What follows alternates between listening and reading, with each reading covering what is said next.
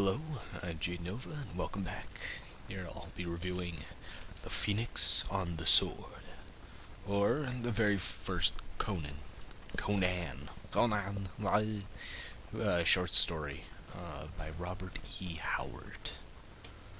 Um, wow.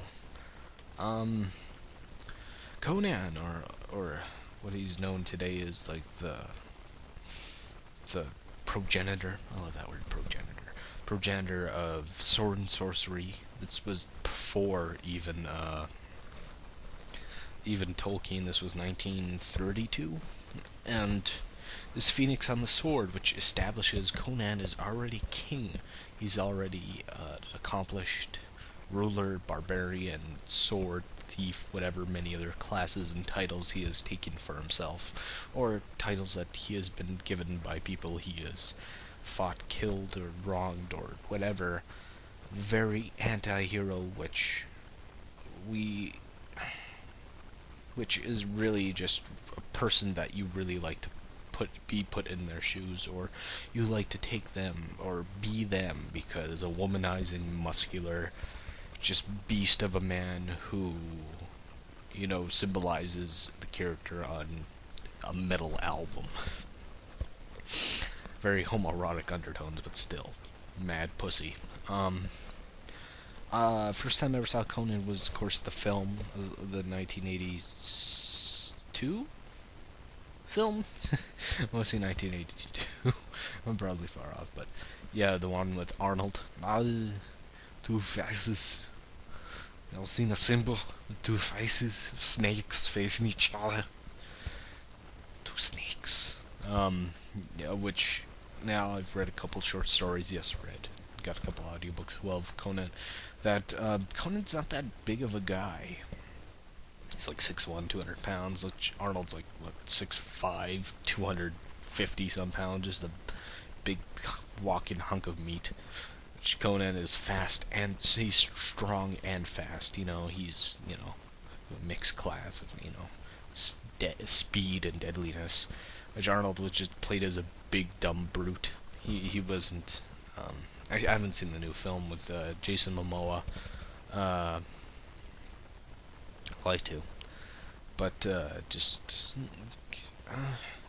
Conan is just one of those very titular characters that have had many books written, and books written by people that are not Robert E. Jordan, but Robert E. Howard. But Robert Jordan wrote more books, like 200 plus pages, 300 plus pages books, than short stories than the original creator did. And I think that's amazing. There's more books written by other people than the creator. And Phoenix on the Sword is a great short story of him. He's a king.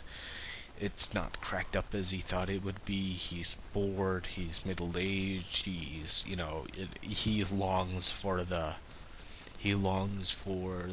travels and across the sands and just by sandalfoot. And people in the streets, there's dissent of him, and the people forget that he killed a cruel king, and he's a far more just king than the one before him. It's always like that. What Americans do, their president, or what we do with our prime minister, of that who's ever in power, even if that we said that they were better than the guy before, we are still going to have some dissent and ridicule to the guy in power, because he should be helping me no matter what, and it's never going to be good enough for the people, or what that we see. This was the same type of time where Robert E. Howard was good friends with H.P. Lovecraft, Howard Phillips Lovecraft, the Cthulhu mythos, the whole cosmic horror, and what we don't know is our true fear, and stuff like that. I love that. I'll review some short stories and stuff from him, of course, down the line. But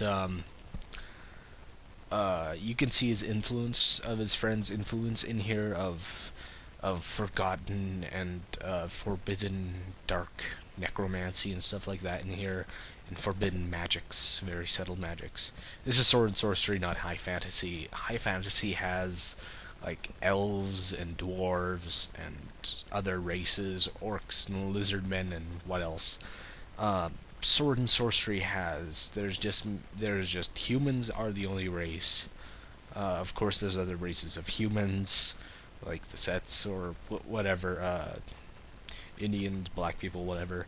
But there are beasts and monsters. There's no fantasy like races or in here, and it's very set much like there's Atlantis. A lot of it's kind of based off of mythology in here, and it's more sense that uh, historical mythology, but it has a different twist to it, like Hyperia and the country's names before we formed them. So it's kind of a quasi past historical fantasy with a twist, as I said before. Get back to the story. Conan is, and like there's many other plots in Descent, so it has that very much of that Game of Thrones and Rome type thing. We have to kill the king. The king, whisper, whisper, whisper, to a confidant and an advisor and other people, and of course there's a threat on Conan's life. He kicks their ass, but also with a fancy twist of a beast. Um, and it's just the subtlety of the magic and stuff in here. I really do enjoy the subtlety and deadliness.